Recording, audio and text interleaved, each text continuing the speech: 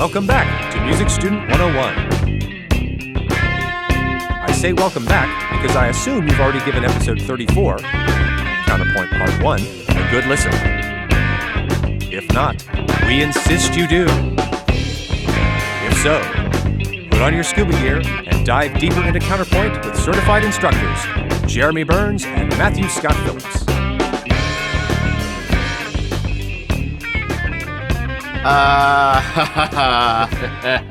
Matt.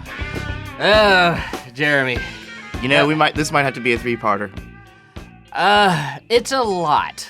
It's a lot, and it's a lot of rules. It's a lot of stuff. Let me say this: it was just Thanksgiving. It was just Thanksgiving, still full of turkey. I guess a week ago since you guys heard it, but I want to tell you that I am thankful for music. I am very thankful for music, without which I would not have a career or happiness in my life. Or I'm thankful for counterpoint, but I'm a little resentful of all the rules that it takes to get to the point where you can actually write decent counterpoint. Yeah, it can be very frustrating. It's a frustrating skill to try to master. How did you like that intro music? I liked it very much. It sort of reflected my frustration with counterpoint, I think. Well, actually, I decided I kind of wanted to wake everybody up, so I figured I'd compose a bumper track that started off with a jarring diminished chord. This has really nothing a lot to do with counterpoint. But if you go back and listen, you'll hear that first chord is a D diminished. Well, there's where the frustration came from, right there, right? Yeah, it's just started off, but it went from a 2, 5, 1 in minor key. Okay, so diminished triad on the second scale degree to 5 to 1. Nice. I just kind of came up with that, and then I got my friends Jerome Chapman on the guitar, and then Brian Malloy, my go-to drummer, to come in and make it awesome. Very, very nice. Yeah, it was awesome, and completely in complete defiance of Renaissance counterpoint rules, which I applaud. Now, I would like to play you something that maybe actually features a little bit of counterpoint. Excellent. Can't wait to hear it. I have my guitar here. Okay. All right, let's see if I can make my way through this.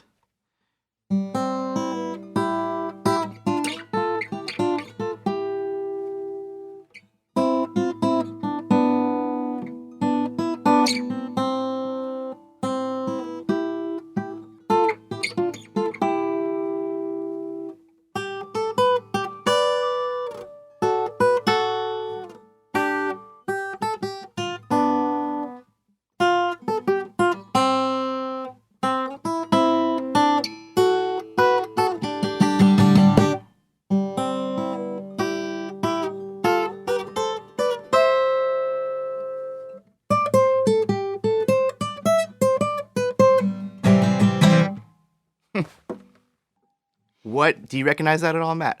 I would say play it again, but I don't. Well, if you don't recognize it, there's a perfectly good reason, and I'll tell you why. Okay. Because us Americans aren't terribly well versed in the national anthems of other nations. That is true. That is true. Which nation was that? That would be the great nation of Thailand. Nice. Very, very nice. And a great example of a comparison and contrast to our opening music, one of which defiantly ignores some of the basic rules of counterpoint, and another example that sort of conforms to the rules of counterpoint. And in our modern day ears, we don't have this, well, one sounds terrible and the other one sounds good kind of distinction anymore, right? Because we hear so much stuff. Mm-hmm. Terrible isn't, we don't think of it in the same way.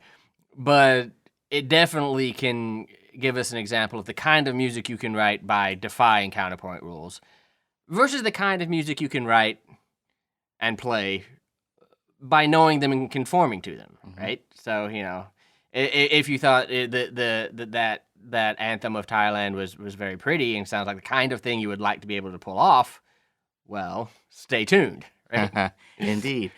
Hey, aren't you curious as to why I'm using specifically the music of Thailand? The national anthem of Thailand? I probably ought to be. I don't have enough caffeine to be curious yet, but... That was only a medium. I guess we should have gotten a large. Huh? Check it out. So, Thailand is neck and neck with Australia for our greatest number of downloads. Really? Now, of course, we have the United States and Canada, which is the mainland, of course. you know? Yeah. And then we have the UK Uh-huh. and Australia, all English-speaking countries. Right, yeah. But all of a sudden, we have Thailand neck and neck with Australia, Wow. which is not, they speak a majority Thai, I believe. So That's pretty incredible. Thank you all for listening. yes, this is kind of our little tribute to you guys. This and hey, Thailand audience, our Thai buddies, you can actually write us and let me know how bad I'm butchering these names. This was written in 1932. This is called Plain Chat Thai. This was composed in 1932 by a person named Phra Shanduriang, which is actually Thai for skilled with musical instruments. He was Nice. He was actually born Peter Fate. His dad was German American and his mom was Mon Thai, which is Burmese. But I guess because he spent most of his time in Thailand, he identified himself pretty much as Thai. Now, when you heard that, just the melody, I know I didn't do it justice on the guitar entirely, but when you heard that, did you hear any particular influence? Well, it sounded very Western. Yeah. It doesn't sound like traditional Thai music might. No. It sounds a lot more kind of European. In fact, this was supposedly inspired by Brahms' Symphony No. 1. Oh, wow. So, his dad being German, I guess he had I guess so, yeah. some exposure to some of that music. And his dad was a musician as well. Yeah. So, all that to also say, we want to say thank you to the good people of Thailand for listening to our podcast. Thank you, good people of Thailand. And let us know why and how you became the country that is so neck and neck with all these other English-speaking countries. How did you hear about us? Yeah, you guys rock. Look at that. Hey, you know what I like? You know what I love? Screw left, screw right, screw politics, screw war. Screw all these petty differences we have amongst ourselves in these countries of the world. And let's come together and talk about something we all love. And that brings us all together a little bit more. And Indeed. I think we can say this is one way that music is bringing the world together, just a little bit. Just a little If bit. not just by a little bit. And that's kind of its job. I think this is sort of part of the reason we have music and all art. Yeah. So, real quick, I'm going to show you how this song kind of features a little bit of counterpoint. Okay. So the first opening, it starts off on unison. So we have the beginning of the phrase, ba, ba, ba, and then the parallel thirds take over. So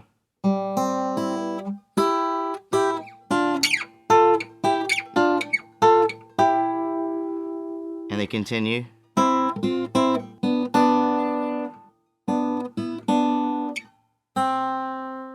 And then we're back on unison at the end of the phrase. So very similar thing to what we were talking about. I mean, it seems like some of the base rules of counterpoint that we've already been talking about have been well observed. Yeah. During the writing of this. Yeah. Interesting stuff. Yeah. Very fascinating stuff. Yeah. I can hear it being inspired by Brahms because it's definitely more like a 19th century idea of counterpoint. With all the parallel thirds. Yeah, I could definitely see that. Very cool. All anyway, right. Thank you, Thailand. We love you. Thank you, Thailand. We love you. So that was fun. Now it's time to get to some more of the difficult and painful. Yes. We shouldn't set it up like that. But we're being honest. We can't lie to the people. Look, this can be difficult stuff. People used to spend all of their lives truly mastering. This is what mastering music was in the Renaissance and into the early Baroque era. This is what becoming a great composer, or becoming a great organist, or something. This is what that meant. Is learning these rules. So to try to pile all of them onto you in the course of a single semester, as many schools do, is actually, frankly, pretty ridiculous. To try to pour them all on you in the space of 1, 2, or even 3 podcasts, frankly, ridiculous. We understand. Almost a little cruel. Yeah. But take heart in the fact that we there's some takeaways from some of this, and if you never become Palestrina, that's probably okay, as long as you pick up some of these takeaways, just about how chords evolved and how to write two melodies at once and have them be distinguishable from each other. Right, independent. Right? And that's a good skill to have, especially even in this day and age, as evidenced by our Thai composer who wrote the national anthem there. Right. All right. So, just a quick recap of what we did in the part one of this episode. We discussed, basically, we defined counterpoint. Right. Like you said, as the fine art of combining two or more melodic lines, having each of them maintain a certain level of independence. Right. Where they could stand alone if they needed to, right? Good definition. And we also wrote a cantus firmus. Now, what is a cantus firmus again, real quick? A cantus firmus is a single melodic line off of which melodies are written, against which melodies are written in counterpoint. In terms of real music in the Renaissance, and in particular, they were often Gregorian chant melodies, things that were pre-extant. Yeah. And then the composers would write counterpoint melodies on top of those to create, Renaissance masses and things. But it is basically our first line, our line that's not going to change as we write counterpoint on top of it. Right. Very good. So we came up with our own. We did. And that was plenty for that first episode. That was plenty, because there were a lot of rules, right? Go back and listen to that episode, but there were a lot of things we could and couldn't do in terms of writing our own cantus firmus. And you guys may remember the end result here kind of went something like this.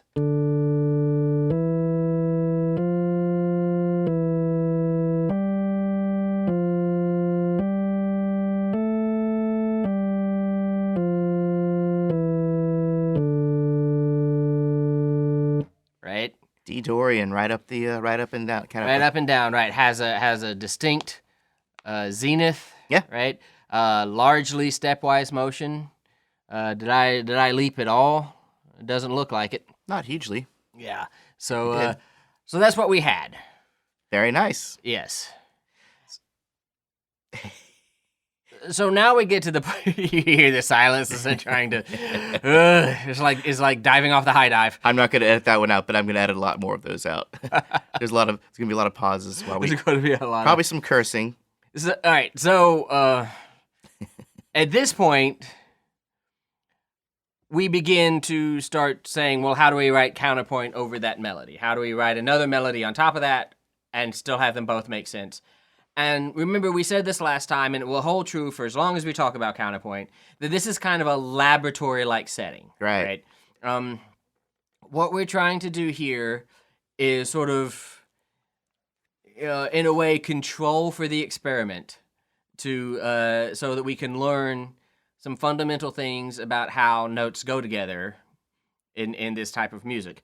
And the first thing we're going to do when we do that is what we've eventually come to call first species counterpoint, which means we are going to add a note of the same note value to each note of our cantus firmus. So the notes in our cantus firmus and the notes in our melody, 1-to-1 ratio, right? There is a note in the melody for a note in the cantus firmus the whole time. Yes. We're doing that for the very important reason that we are, think that this is sort of a laboratory. It's like, well, how does note against note work? Out in real music, when notes have a 1-to-1 ratio like that, like, for example, when Bach is just playing eighth notes in two lines, let's see if I can, they're going to tend to obey these rules that we learn here in first species counterpoint. Oh, speaking of which, maybe we should just give them prime our listener a little bit for what's gonna happen here. Okay. Because in this episode, I think we've gone ahead and decided this is going to be a 3-part episode. This is going. Yeah, I think we've decided that there's plenty of. Yeah, so we'll come back to this later. So we're going to spend the first half of this building a first species counterpoint, which is what we're already talking about, Which right? is what we're doing now. And then we're going to take a quick little break for ourselves. And then come back and do second species after the break. Yeah, because your favorite composer is going to need a second to do to write a second. All right, but all right. Continue. So, there are a couple of things when we're writing this top melody that is a little bit more tolerated than they were when we were writing the cantus firmus. Leaps can be followed by another leap so long as they're either outlining a triad or if that second leap is in the opposite direction. Okay. That's okay. Some people will tolerate a repeated note so long as it's only repeated once. Now that's probably, you get into this area where it's okay, but it's not quote-unquote good. Mm-hmm. It's not quote-unquote the best. So there are some things that are a little more tolerated, but then there are some things that we still want to avoid, right? Okay. In matching our notes with the cantus firmus, we want to use only consonant intervals. Okay. No dissonances, right? So consonant intervals mean a perfect fifth or a perfect octave, a minor or major third, or a minor and major sixth. Okay. No seconds. No seconds. No sevenths. No sevenths. No fourths. Ah. Considered a dissonance. Right. Believe it or not. So we use only consonant intervals. A perfect unison, meaning both of the melodies on the same note, it can happen at the beginning or it can happen in the end. Not unlike the national anthem of Thailand we just listened to. Absolutely, right, yeah. It can happen at the beginning or the end.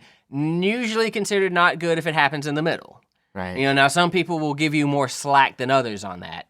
But in general, we don't like for that to happen in the middle. Because remember, these are supposed to be two distinct melodies. So if they're both on the same note, in the middle of the melody, then that's going to sort of compromise that a little bit. I think it delivers the effect that one of the voices disappeared. Right, yeah, it's a good way to put it. Yeah, it delivers the effect that one of the voices disappeared. Just dropped out of note, just dropped off. Right, the face of the page.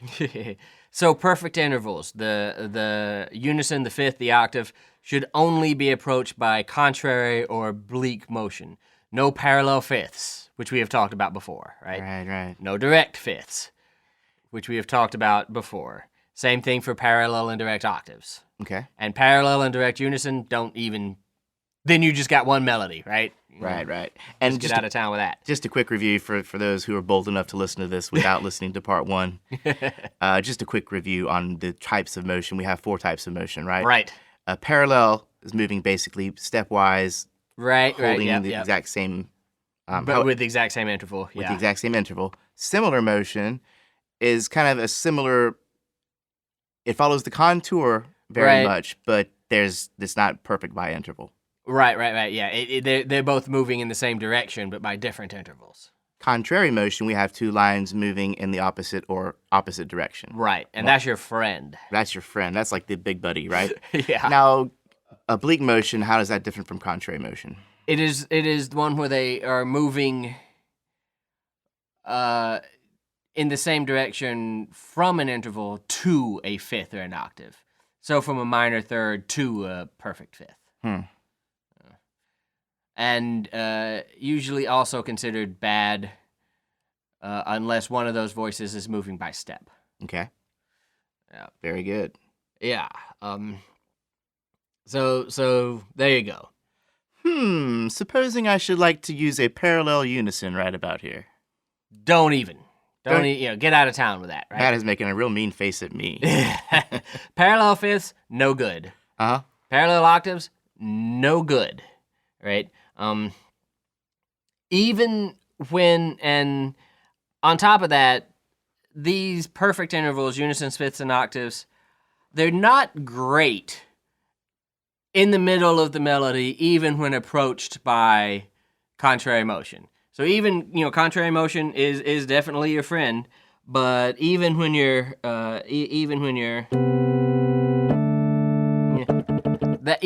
in the middle of the line, kind of not great.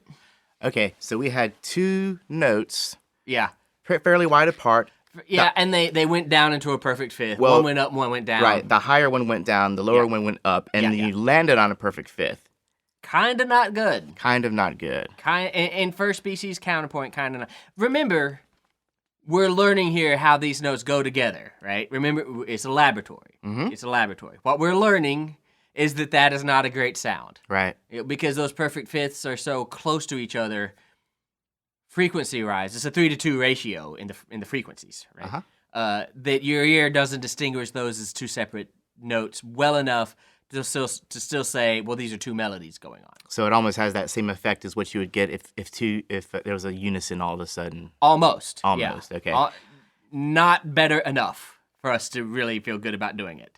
Again, some people will give you a certain amount of slack for doing that if it's approached and left by contrary motion. Other people say, no way, just don't even do it. For my money, try really hard not to do it. Now, there is an exception to this parallel unisons, fifths, or eighths being no good, and that would be in the case of the horn fifths, which is something I'm not quite familiar with. I don't believe. That's an interesting nomenclature. I think it may be called that because back before horns even had valves, they tended to play this way. And you could what it meant was if you had two voices that were a third apart, and they moved to a fifth apart, for example.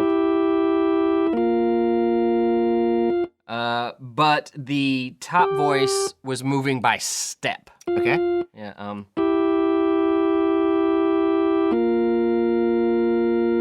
That was okay because it was kind of things that horns did a lot. So as long as that upper voice is moving by step, we're letting that slide. It's also the same thing if you happen to be a sixth apart and do the same thing as long as that upper voice is moving by step. Yeah. We kind of let that slide, right? But if both of them are leaping, like bad. That just didn't sound... It sounded weird, right? Yeah, it sounded weird. Awkward. Yeah, there's reasons for these rules. And was that a direct interval? That was when they're both leaping, we call those direct or hidden. Like direct fifths or hidden fifths, or direct octaves or hidden octaves. Don't do that. Okay, and for this next one, I have yet more clarification to request of you. Okay, all right. Okay. Moving on, the voices should not overlap or cross. Yeah. Is there a difference between crossing and overlapping, or not that I'm aware of? Okay. So it is. I think what we're just meaning here is that these voices should never ever. The bottom voice should never ascend above the upper voice, and vice versa. Oh, maybe that is the difference. Maybe crossing is in the case where the bottom line goes up into the neighborhood of the top line, and the top line goes to where the bottom line is. And then overlapping would just be if it goes on a note. Or if they end up on the same note or something. Right. Without actually going beyond that. But that would be a unison if they ended up on the same note. Yeah. Weird. Yeah. And be careful with that because they really shouldn't cross ever. Like, even if they're not immediately crossing, the lowest melody really shouldn't ascend above the upper melody's lowest note. See what I mean? Yeah. So even if it's sort of, it went down to F and then moved on, the upper melody did, the lower voice shouldn't go above that F and then come back down, even if it's separated in time. Oh, wow, okay. Yeah. Jeez. Yeah, right. Okay, we're just trying to get you to write a certain way. We're in a laboratory. We're in a laboratory, and these are the things we've discovered in our laboratory over the few hundred years. But here's the good news, Matt. We only have one more rule before we can actually start playing with this a little bit. Yep. Avoid more than 3 parallel thirds or sixths in succession. Parallel thirds, like in our Thai national anthem, are great. Yeah. Parallel sixths in succession are great. If you do more than 3 in a row, it's going to start to sound like this is just one voice that you've doubled a third above or a sixth above. Right. So try not to do that. Right? Thereby robbing it of its independence. Thereby robbing it of its thereby your upper voice becoming not an independent voice. It's chained to the lower voice, and it's just an interval above it. Yeah. Okay. By that interval. Well, that satisfies my curiosity. Can we play an example of that, or? Play an example of what it would sound like.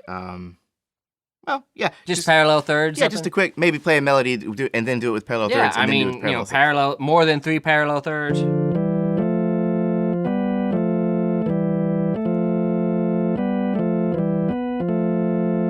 I mean, you hear how that's only one thing, right? Right. Yeah. Listen. Parallel sixes would have the same problem. Can we hear what it sounds like with parallel sixes? Not the same melody, obviously. Yeah, obviously. So.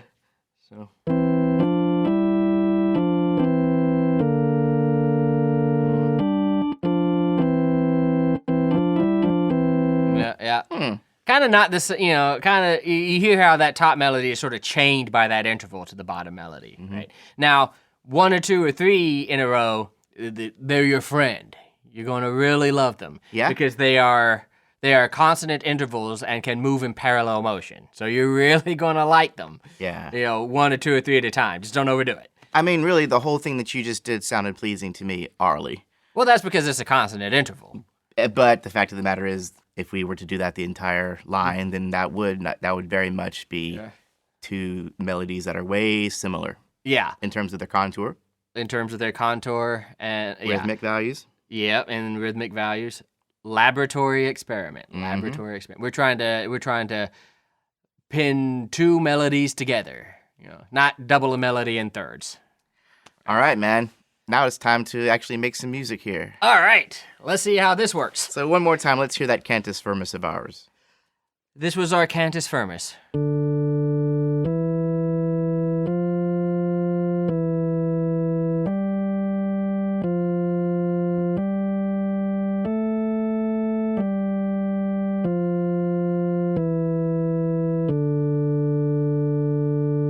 Matthew Scott Phillips original. Yeah, well, hey. Okay, so let us try and write another line based on first species counterpoint. Okay. That obeys all of these rules. That obeys all of these rules. A couple of other things. I'm going to want to start either on the octave or the fifth from our starting note. Yes. So my starting note was D. Uh-huh. So I either want to start on A. Uh-huh. Or I want to start on octave D. Uh-huh. I think I'm going to start on A. Very good. Yeah. Remember, contrary motion is your friend. To the bitter end. Right. I'm going to end with sort of cadential motion. With that C sharp that is borrowed from harmonic minor. Remember? Yeah, because we're in Dorian, right? Which would not include that C sharp mode. Right. Okay. Yeah. A little borrowing. And otherwise, I'm going to try to avoid. I'm going to try to adhere to all our rules as best I can. Let's see what happens. All right. And just for my own clarification, just in case is unclear for other people, as it kind of was for me from the get-go. First species counterpoint. The second line that we come up with will have all the same note values. Yeah, it's going to have all the same note values, yeah, because in this laboratory-like setting of ours, we are trying to create, lines that sound pleasing without any help from any of those other rhythms. And that's what I'm seeing when I see this 1:1 ratio. Yes. Right? Yeah. 1-to-1 ratio. Yeah. Okay. So this is all in half notes. Yes, this is all in half notes. All right. So here we go.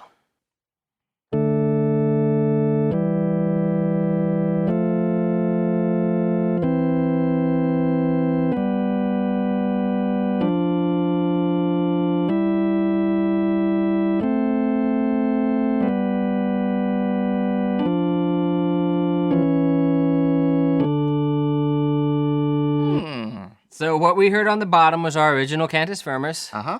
What we hear on the top is a first species counterpoint line with it. Rhythmically matched note per note, but there's all kinds of things going on within this that are making it good counterpoint. And I think it was basically the observation of all those rules we just discussed, right? Plus a couple that we didn't really get into. Uh-oh, do tell. Like leaps in a species line can either be preceded by a step in the opposite direction or followed by a step in the opposite direction. Mm-hmm. So there's a couple of there was one leap in there in particular where I leapt upward and then continued going upward, but it was because that leap was preceded by a downward stepwise motion. I see. So Yeah. contrary we motions get a and little leaps. bit of leniency compared to when we wrote our cantus firmus. Uh-huh. Yeah. Okay.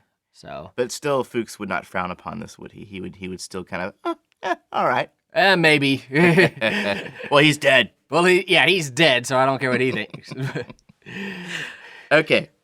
Well, that sounded pretty darn good, man. I appreciate it.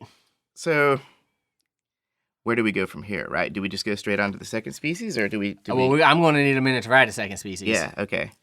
Well, let's see here. So let's take a break. This is a good break. Okay, well, let's hear that one more time, Okay. and then we'll take a quick break, and then we're going to come back, and we are going to bust Get into out second species counterpoint. second species counterpoint. All right. So, one more time. Cantus firmus In the bass, in the bass. So this was our cantus firmus. or in the lower voice, I guess I should say. I guess we should say in the lower voice. Okay. Yeah. Cantus firmus in the lower voice, which sounded like this.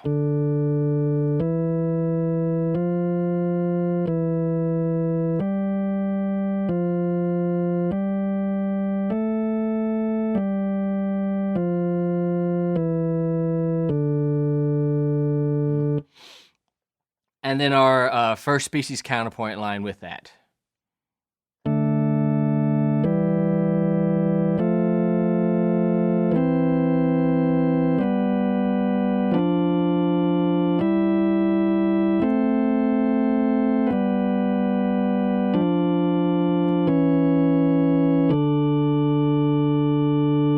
Very nice. Mm-hmm. All right. Notice I started and ended on perfect intervals. Typically, we like to end a cantus firmus on a perfect interval, and in that case, a perfect octave. Right on. Notice that the zeniths of my two lines were in two different places. Yeah.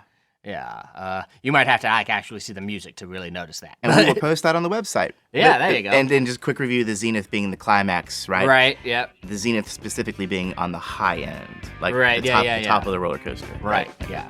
Two different places in those two different lines. Great. Yep. We will be back after this word from nobody.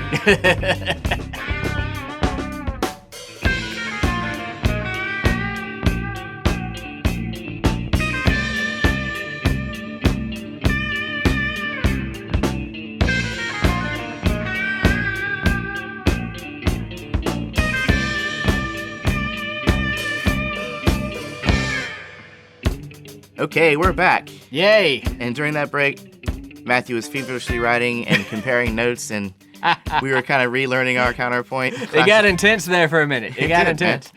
It did. Truly, true to composition. I felt like composition was happening. Felt like composition was happening. Yeah. Well, yeah. I mean, it kind of was. And what we're going to do is we're going to go over the rules of second species counterpoint. Yes. And then you can be checking your work to make sure that it's still, everything abides by such rules, by said rules. Yes. And then we shall, at the end of that discussion, reveal the world premiere of the second species counterpoint. Indeed. Matthew Scott Phillips original. Indeed. All right. So the rules of second species. And before we get into it, let me say something. Let me admit just a little bit of ignorance, if I may. Okay. And I may or may not cut this out.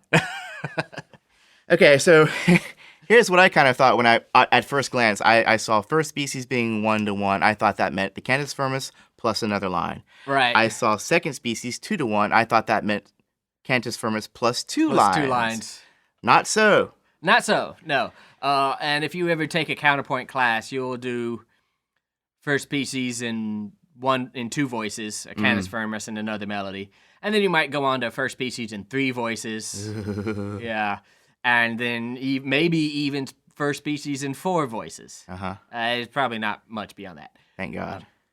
Yeah, and then all of the rhythmic values will be the same. So you'll be writing lines whether you're all whole notes or all half notes or whatever. And they're all 1-to-1, meaning a 1-to-1 ratio between the notes of the line. So when we're saying the ratios, we're talking about note values. Right, note So values. At 1-to-1, for every half note, there's a half note Right. in the new counterpoint. Yep. 2-to-1, for every half note, there are 2 quarter notes. Quarter notes. Right. So there's 2 notes of counterpoint for every 1 note of cantus firmus. In second species. And that is second species. Okay. Right. So where our original, we were writing it at half notes, And a lot of people write it in whole notes or whatever. It's the proportions that are important, right? Right. I'm glad you clarified that because I was looking back thinking, oh crap, I wrote this in half notes. Yeah. Don't worry. Okay, No, good. it's the proportions that are important. Okay, good. So for every note in our cantus firmus, our counterpoint's now going to have 2 of those notes. Okay. All right, and so we have 2 notes, and one of these is stressed, and one of these is unstressed. Mm-hmm. All right. The note that lands simultaneous with the note of the cantus firmus, landing on the beat, as it were, is what we call stressed. And then that note that follows it, that's kind of between notes of the cantus firmus, right, on the offbeat, as it were, that's going to be our unstressed note. Right. So we're starting to have a little rhythm creep into our experiment at this point, right? It's kind of important where they land time-wise, right? Interestingly enough, yes. Yeah. The notes that are on the beat, the stressed notes, are by and large going to continue to conform to the rules of first species counterpoint. Okay. All right. Okay. So no parallel fifths, no parallel octaves. Unisons, kind of bad. Other things. All of those things we talked about, kind of bad. They will tend to agree with those rules of first species counterpoint. On top of which we have unstressed notes now. New set of rules. New set of rules, but also some kind of fun things. Okay. Because notes that are unstressed, whereas the notes that are stressed must be consonant, right? Unison, major third, perfect fifth, major minor sixth, octave, right? Also minor third. Whereas the stressed notes have to be those consonant intervals, the unstressed notes can be consonant intervals, but they can also be dissonant intervals if those dissonant intervals are a passing tone. Right? And remember what a passing tone does. It passes between 2 notes that are a third apart. Right. For example, if I have G and B, where originally I might be going, now I am free to go. Okay. Even if that happens to be over, for example, E, and our fourth is a dissonance, right? Yes, it is. It's okay, because this is a passing tone. Right? Smooth. Yeah. Silky smooth. Yeah, it can also be a consonant note. So if you have, you can just jump that down to another. You can just jump that top note down to another note that's consonant with that bottom note. So, right, or up. Right. Nice. Yeah. Nice. Very, very, very nice. So the passing tone can be either consonant or dissonant. Passing tone can be consonant or dissonant. Because it's on the second beat, the weak beat. Right. You will hear people talk about another possibility, which is the consonant neighbor note, in addition to the passing tone. So whereas a note will immediately go a step away and then immediately return. So if both the original note and the actual neighbor note is consonant with the cantus firmus,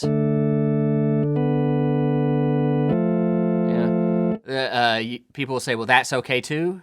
And I say that's okay too. It's just, to me, that's just having a consonance on an unstressed note, which is we kind of already covered. Right. So now we're introducing a dissonance. In second species counterpoint, we're kind of introducing a dissonance, right? Which is which is a passing tone. Okay. And a passing tone can be consonant. It'll just work out that way sometimes. But it can also be dissonant. And as long as it's in the context of that passing tone, we're good. And it's on the weak beat too, right? Passing tone on the weak beat. Okay, great.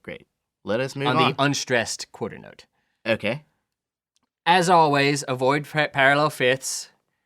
From the unstressed to the stressed, so within quarter notes, avoid them. Also avoid them between stressed beats. Uh-huh. So from the first quarter note in a measure to the third quarter note in a measure, avoid parallel fifths, octaves, and unisons. Gracious. Yes.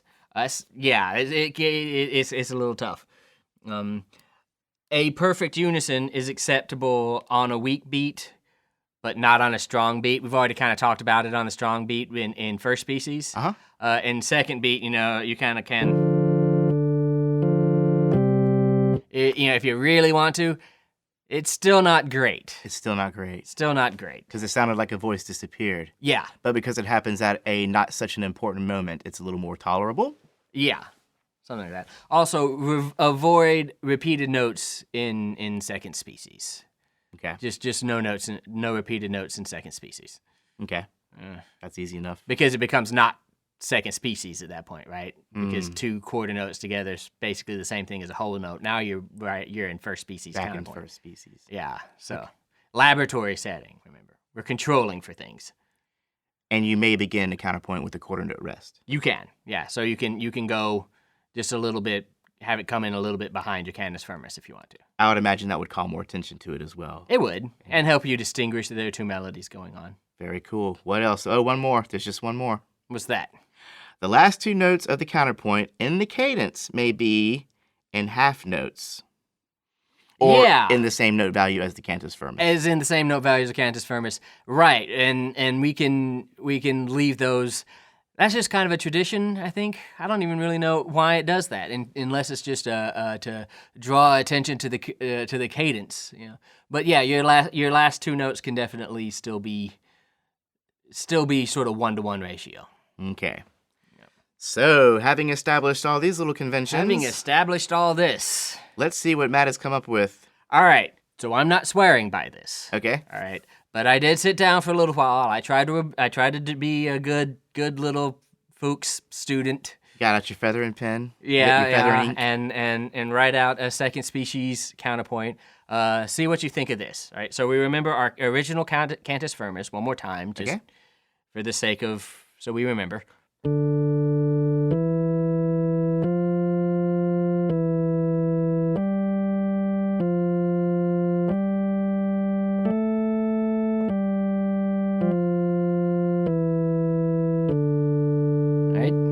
Right.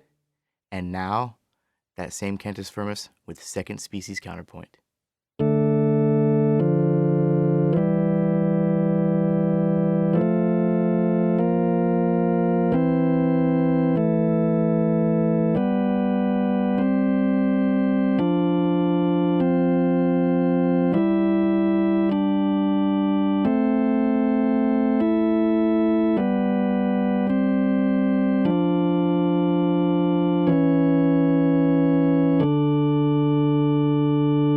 Hey, you nailed it, huh? Yeah. Excuse my terrible piano playing, but... Yeah. That's okay, it's an organ. So that is second species. All right. And I think we have probably done enough for one day. Yeah, so there we go, part 2. So we covered first and second species counterpoint. Mm-hmm. Part 3, we're going to come back and we're going to cover third species and then fourth species. Yeah, so it's going to get fun. And I may make Jeremy write the next couple. That sounds like a punishment. What did I do to deserve that, Matt? All right. Have a good one. This is beautiful stuff, honestly. I know I'm fussing about it a lot, but this really is beautiful, great music that we're messing around with. Yeah, just wait. It'll all come together. Yeah, man. Can't wait for that. And I can't wait to see you guys again. Stay tuned for the exciting conclusion, coming soon to Music Student 101. To help us keep the lights on, click the donate button on our website, musicstudent101.com. Be sure to share, rate, and review us on your preferred podcasting service.